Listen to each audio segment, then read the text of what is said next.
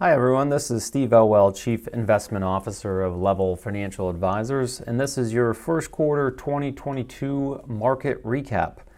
The stock market and the bond markets both struggled here in the first quarter of 2022, with the U.S. stock market down 5.28%, international stocks down a little less than that, emerging markets stocks down around 7%. Global real estate, the best of the bunch, down about 3.8%, and the bond market in the U.S. down around 6% for the quarter, which is a pretty dramatic drop for bonds in a 3-month time frame, and one of the worst we've seen in quite a while. The markets had all sorts of different things to be concerned about in the first quarter of 2022. As there was another variant and wave in COVID cases, the Omicron variant spreading across the globe and in the U.S. here, and that was a big pause for concern, or a reason for concern for investors. And then along with that, a spike in interest rates as the market was responding to commentary from the Federal Reserve and the Board of Governors indicating that they are absolutely going to change their focus to try and tackle inflation, stubborn inflation that they originally thought was going to cool off as we came out from the last COVID wave, and clearly did not cool off and has stuck around longer than they thought it would. And then beyond that, of course, geopolitically, Russia invading Ukraine, and the markets having to deal with the repercussions of what that might mean across the globe and across the commodity markets. So as we look at specifically the stock market, at least the U.S. stock market, so there was a big divergence in which categories did best and which categories lost less. There's basically almost nothing that really did positive this quarter, with the exception of commodities and cash. Things had declines kind of across the board, but value stocks very clearly outperformed growth stocks in the first quarter to a big margin. I mean, so for instance, large value doing the best, as you can see on this slide here, at losing approximately 1% for the quarter. Small value losing about 2.5%. Like I said, the market itself losing about 5.28%. But if you look at growth stocks, big U.S. growth stocks and small U.S. growth stocks, losing 9% and 12.6%. U.S. small growth and U.S. large growth over the last few years have really been the categories that have led the way. I mean, last year, 2021, was a bit of a reversal of that. But if you're looking at 2018, 2019, 2020, growth stocks were just on an absolute tear, partially fueled by low interest rates. And now that those interest rates have started to reverse course and reverse course quickly, you've seen some of the effect that it ended up having on those companies, particularly the growth companies that have not yet really turned the corner on scale and profitability. So what some people might call the expensive stocks that don't really earn any money. Those categories, if interest rates keep rising and doing what they're doing, that type of category is probably going to struggle, because the runway of how long they can continue to borrow money to try and gain scale and profitability, that runway gets shorter once interest rates are, the cost of capital is rising for them, and that becomes a more difficult environment. So, and speaking of those interest rates, if we take a quick look over at the bond market, we can see here for the quarter the different categories of how different types of bonds had performed. As expected, really short-term bonds like a Treasury bill, a 3-month Treasury bill, those didn't lose any money, because of course if you bought one on January 1st and it matured on March 31st, you got your money back and then a tiny, tiny, tiny bit of interest. But 1-year bond Treasury notes lost about 1%. Short-term bonds lost about 2.5%. The U.S. TIPS market lost about 3%. Outside of the U.S. Bond market was down. High-yield corporate bonds down about 5%. Like I said, the bond market as a whole down 6, and if you're in U.S. Government long bonds, the long-term Treasury bonds, down 10.57% for the quarter. So a volatile quarter for sure on the bond market. And it's pretty rare to see both the stock market globally and the bond market sort of across the board both have negative quarters to this large of a degree. So it feels like a really unique environment given kind of all the moving pieces of what's happening. And we're going to dive a little deeper into that here in a second.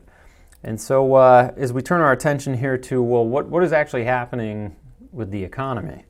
Well, if we look at how the recovery has happened here since 2020, the COVID first shutdown really of 2020 back in March, this chart shows real gross domestic product, which is the fancy term economists use to basically describe the amount of goods that we are creating and selling in the U.S. economy. And you can see on the chart how this goes back about 20 years, how dramatic the shutdown in the economy was in 2020, but also how dramatic the recovery has been since we came out of that.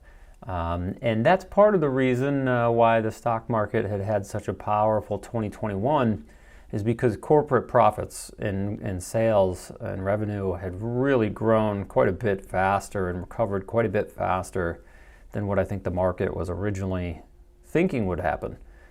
So from an economic standpoint, growth has been really good on that front. And that's part of the reason why the stock market had recovered. And right now it's kind of in a period where there's a lot going on, right? There's higher interest rates coming. There was another, the Omicron variant that was taking hold in January. There was a war in Russia. And right now what's happening is the market and investors are trying to figure out, well, just how big of an effect are all these things going to have on economic numbers and corporate profits going forward. And so that's why you see some of that extra volatility, is because, of course, there's all this new information and the market is going to digest that information every day as it comes out, like it always does. And that's not anything new. It's just that there's a lot of that information right now. There's a lot of new things to digest. But if we turn our attention to the labor market, the numbers are almost staggering to kind of look at what's happening out there. So on the left side of this chart here, you can see that job openings are like all the highest, by far the highest they've been in the last 20 years. They're just outrageous, just how many job openings. And you can see it as you just drive around. I mean, you hear stories on the news, you see billboards, you see signs, you see some of the advertising that you hear on the radio and on TV, which would typically be trying to sell you products or sell you services. Some of the advertising now is trying to sell you on joining the workforce of certain companies. I mean, think about how big of a change that has to be, how desperate you must be to find and hire people. If you're no longer advertising to sell your products or services, you're advertising to try and find additional workers that you're struggling to be able to find. And that's because a lot of things, actually, two big things really. Immigration has slowed down in quite a big way through COVID because, of course, that makes things a lot more difficult to get a green card or things like that, to come work at a different country when things are shut down. But on top of that, you had a whole bunch of people leave the workforce and they just haven't come back. They have done something else. They have retired. They have taken a break. They've had babies. There's just a ton of things that have happened that has really sort of put the labor market upside down. If you're someone who's looking for a job, what an incredible time. If you're someone who's trying to hire, there's a lot of people kind of just scratching their heads and saying, what am I supposed to do here? And that's where you end up seeing, so many high starting wages in jobs that traditionally did not have that high of starting wages, because they're just simply desperate to find people. So interestingly enough, when you think about the job market and how good that looks, and that sort of ties all in together as we start to think about what's happening in the investment markets. If you look at that and then you look at this next chart for inflation, which is like the hottest topic out there right now, everybody wants to talk about how high gas prices are, how high oil prices are, how high the prices are for food at the grocery store, how it's hard to even find the things that you want to go buy. The used car market is on fire. Lumber prices are through the roof. Housing prices are through the roof. It just feels like a bombardment of higher prices everywhere you look. And rightfully so, people are very concerned about that. And I would add, as you look at this chart, right, historically, the 50-year average for what would be considered headline inflation, the numbers they talk about in the news, the 50-year average would be 3.9%. But if you look at the last 20 years, inflation here in the U.S. has been like 2.5, 3. So to all of a sudden go from that to going to 7.5%, 8% feels unbelievable for those in the last 20 years that just haven't seen that in their adult lifetimes, haven't seen that.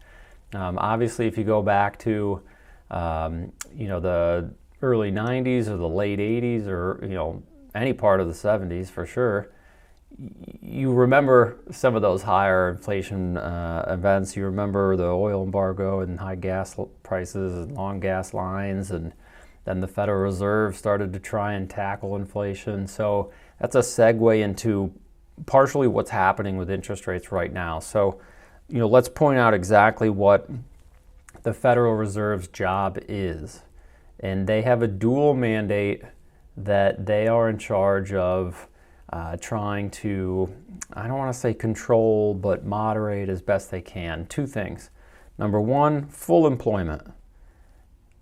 Help provide a stimulant if needed in the form of low interest rates or buying bonds to bring down longer term interest rates to help the economy, in which turn hopefully helps more people get jobs or less people lose their jobs. And as we take a look at that piece, again, job market looks fantastic. When we were on the earlier slide, there's no question that mission accomplished on that front. Job market looks incredible. The flip side of that, of their dual mandate, the second part, is to keep inflation not zero, not negative, because deflation is bad, but to keep inflation at within a certain allowable range. And that range might look like something in the form of 2%, 2.5% per year. And inflation, which gets studied in so many different ways from an economic standpoint, but also from a psychological standpoint, because inflation is kind of a psychological problem. And let me further describe what I mean by that. Think about deflation, where prices are going down. If you were in the market, I'm going to make something up, in the market to buy a vacuum, and you wanted to buy a new vacuum and the price was $200, and then next week it was $195, and the week after that it was $190, and the week after that it was $185, you might scratch your head and say, I think I'm going to wait. I'm going to wait to buy this because the price keeps going down. And so I might be able to save myself some money if I just wait a little bit. And so that's part of the reason why deflation is something that, from an economic standpoint, you really don't want, is you might end up seeing, and keep in mind the consumer, you and me and everybody else spending our dollars, the consumer represents 70% of the U.S. economy. So you and me buying vacuums and everything else is 70% of what makes up the economic output of what's happening here in the U.S. And that's not really too different from a global standpoint either. So when you think about, okay, if prices are going down and everybody's pausing to wait to buy things, that's bad. From an economic standpoint, that's bad. We don't want people to wait. We want them to buy things now, preferably. But we don't want them to wait and wait and wait. So deflation, from an economic standpoint, we don't want that. But of course, high inflation also has sort of the opposite effect. So the same vacuum story, if it's $200 and then all of a sudden it's $210 and then it's $220 and then it's $230, and you see it going up and up and up, you're going to buy it sooner. You're going to buy things in advance of when you need them because you want to get a lower price, because you think prices are going to keep going up so much, so you might not be able to afford it if they keep doing that. And so you want to buy things faster than what you normally would. And that kind of becomes something of a vicious circle, in that if everybody keeps doing that and keeps doing that, then obviously we're buying a lot of and pulling forward demand that normally would have been spread out more thinly, or equally, I should say. We're pulling forward demand for everybody trying to buy stuff all at once to avoid those higher later prices. So the Federal Reserve has the mandate to try and keep that in a 1%, 2%, 3% range, because a tiny bit of inflation will encourage you to buy the things you need in the short term, but to not really pull forward the demand for things because you're worried that prices are going to be outrageously higher if you wait another month or another 6 months.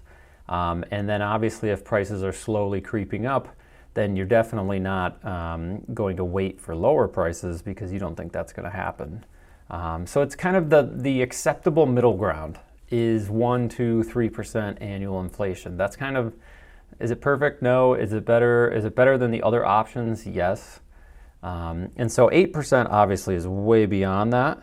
And so what will the Federal Reserve, what can they do to try and tackle and moderate inflation to be in that range that they want? Basically what they can do is they can raise interest rates.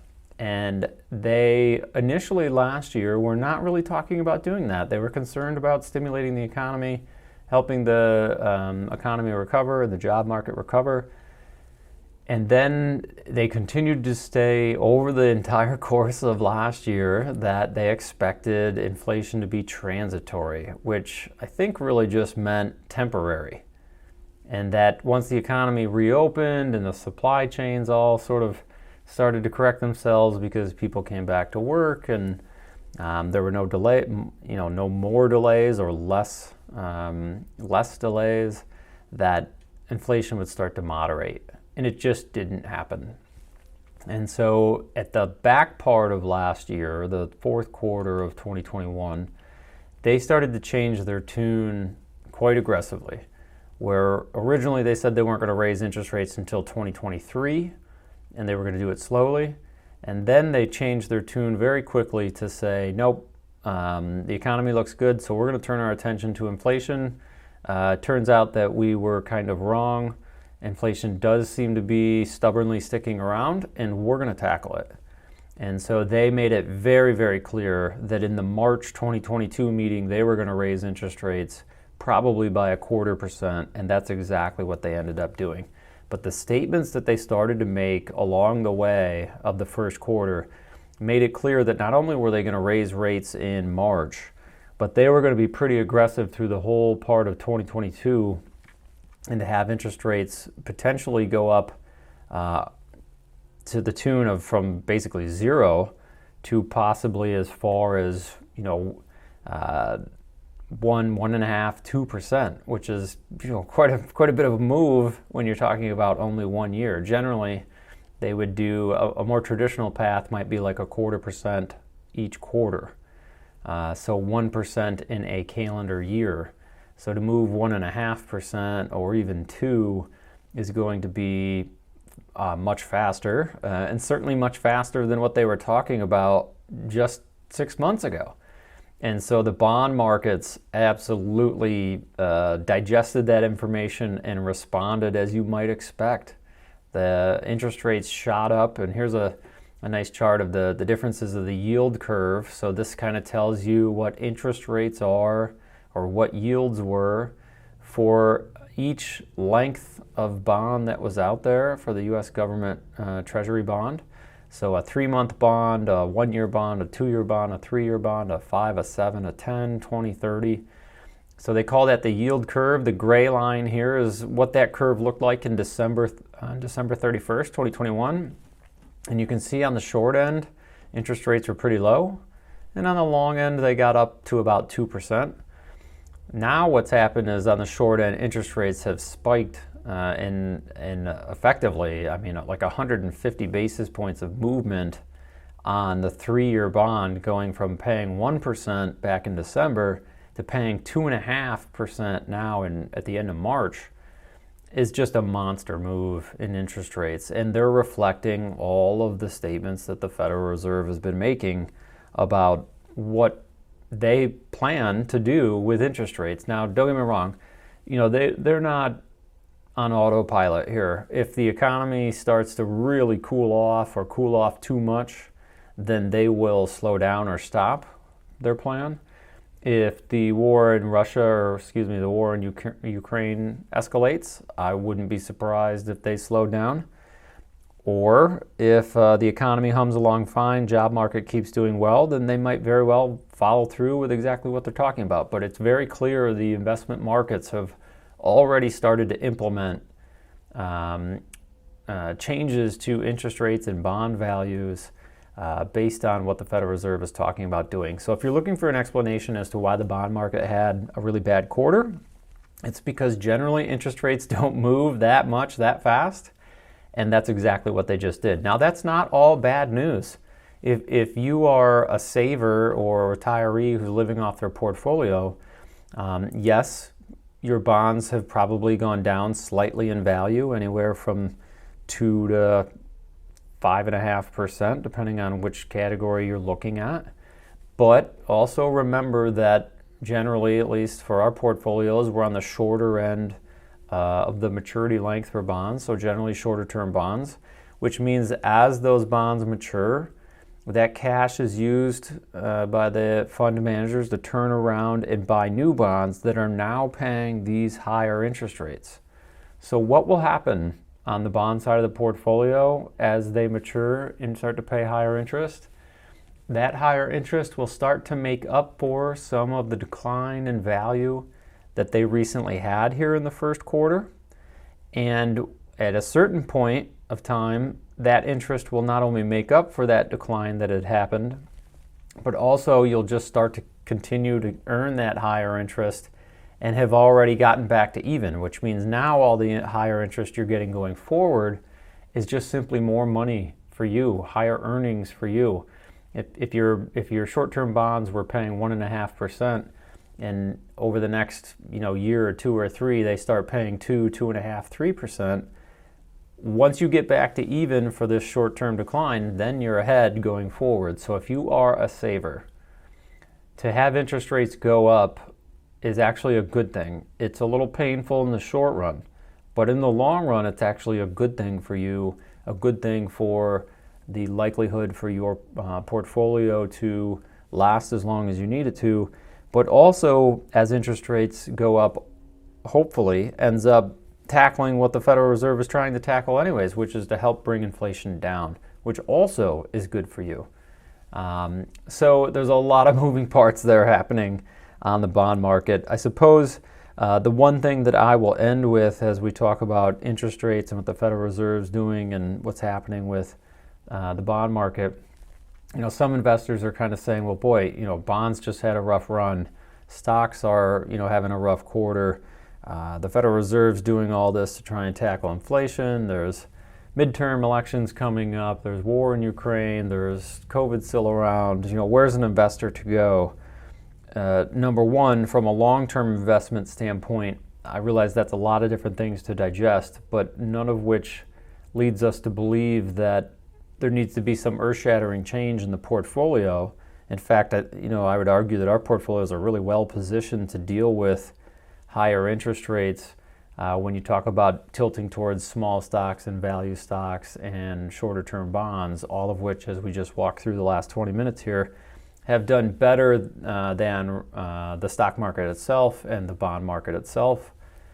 So that's one part. But the second part that I would add, the point that I'm going to make here is, you may have, if you pay attention to the content that we put out either through the blog or through YouTube or various sources here, one thing for a lot of people that probably make a lot of sense right now, if you have cash on hand that you aren't thinking about investing but you have the ability to leave a loan for at least 1 year and don't have a need to spend or take it out of an account within the next year, that the offering that comes directly from the U.S. Treasury, the Treasury Direct website specifically for a I bond, which stands for inflation bond, is about as good as it gets from an investment perspective if you think about a guaranteed type of return. So these are U.S. government bonds that are tied to inflation. Recently, they were paying 7.12% interest for a 1 year time frame. That interest is probably going to be adjusted upward here in May, so it might be paying something more like 8.5% over a 1 year time frame. These bonds reset their interest every 6 months. You can only buy $10,000 a year of these bonds, and you have to buy them directly through the Treasury Direct website. So it, unfortunately, we can't go buy them for people. But we have found a lot of people, we've been contacted by a lot of clients specifically asking how to go about purchasing those.